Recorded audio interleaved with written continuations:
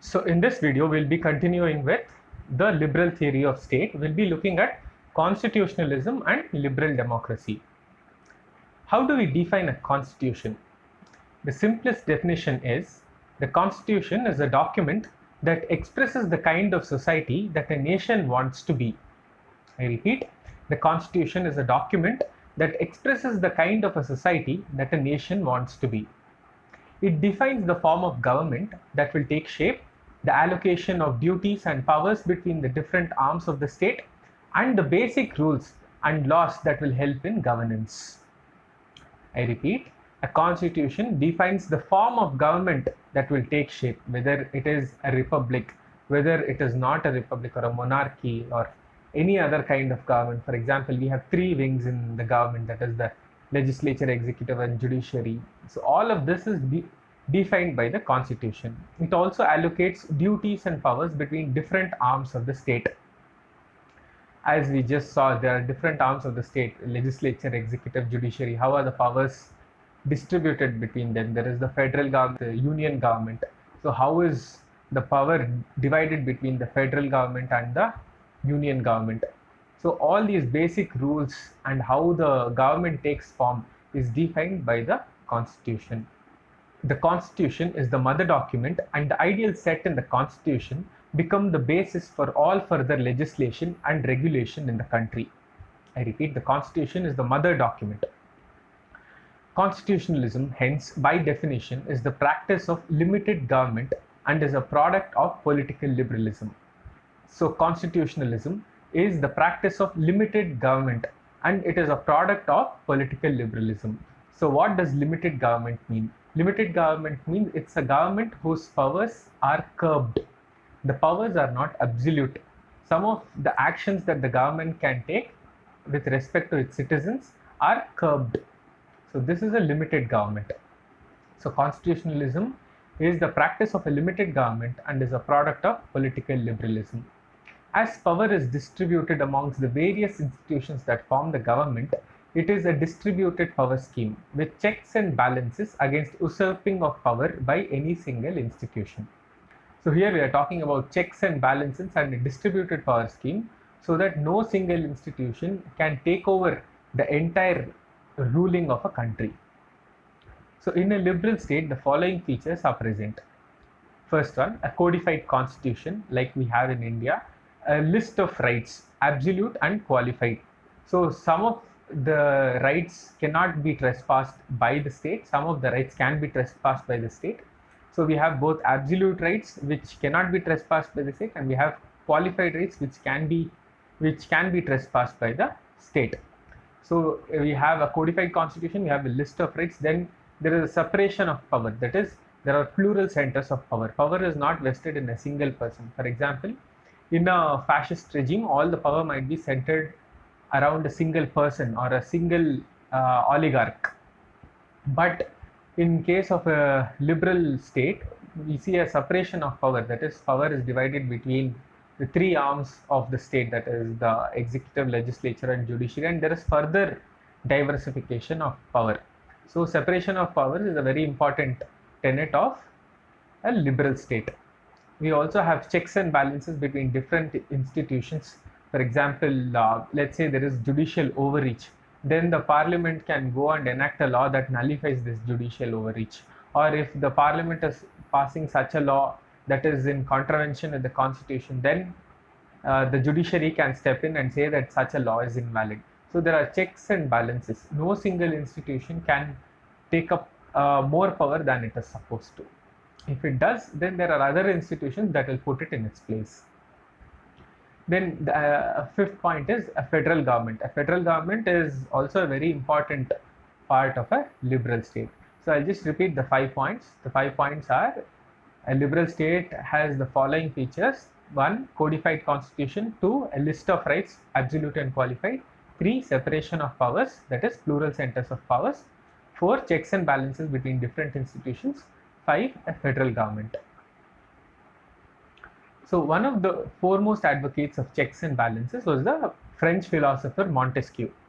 Montesquieu lived in the 18th century and he said, power needs to be a check to power.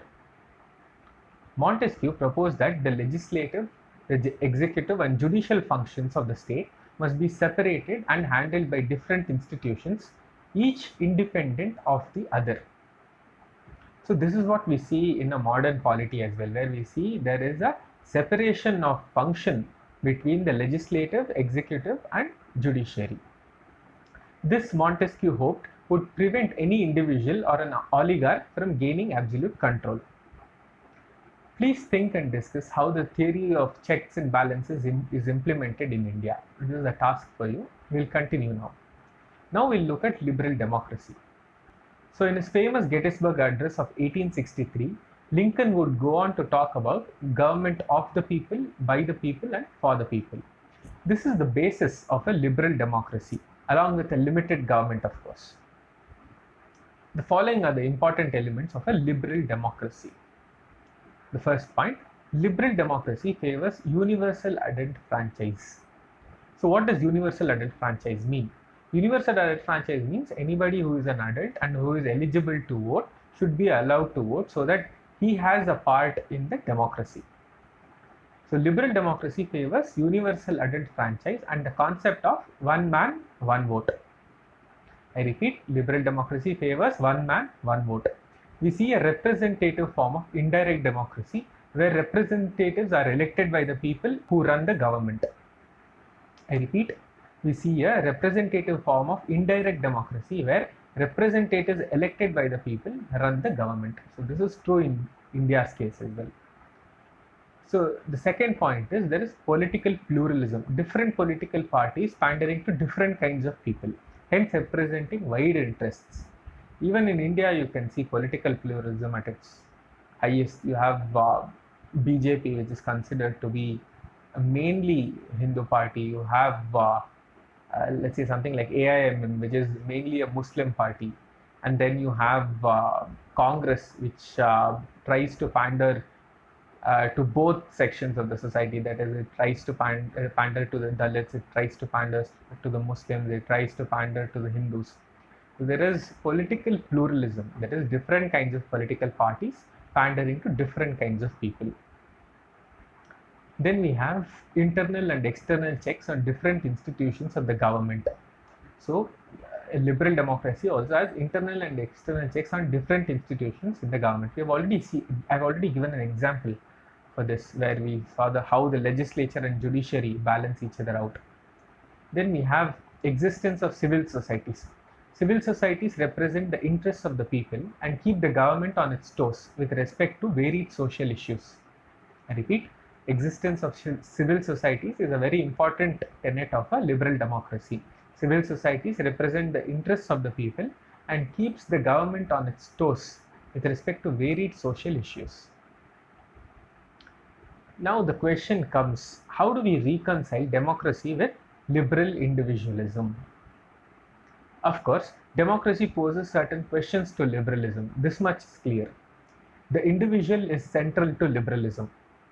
Democracy is the rule of the majority group. It hence looks at people as a group and not as individuals.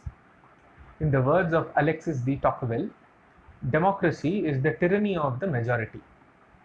I repeat, in the words of Alexis de Tocqueville, democracy is the tyranny of the majority.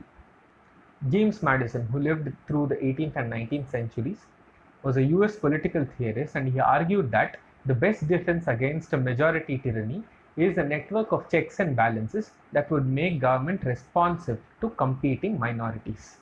So Madison also, like Montesquieu, he suggests that there should be a network of checks and balances that would make the government responsive to competing minorities. Mill was a reluctant Democrat. He believed in the concept of plural voting. So what is plural voting? Plural voting means everybody gets at least one vote and some important people get more than one vote. So this is the concept of plural voting. So Mill is a reluctant Democrat who believed in the concept of plural voting. He said that political wisdom is unequally distributed and graduates and other individuals performing socially useful functions must have greater voting rights than laymen. So Mill said that graduates and other individuals who are more politically savvy should get a greater say in who gets to rule the state. The greater the political wisdom of an individual, greater should be the voting rights. This is what Mill said. So with this, we conclude this video on liberal democracy. Thank you.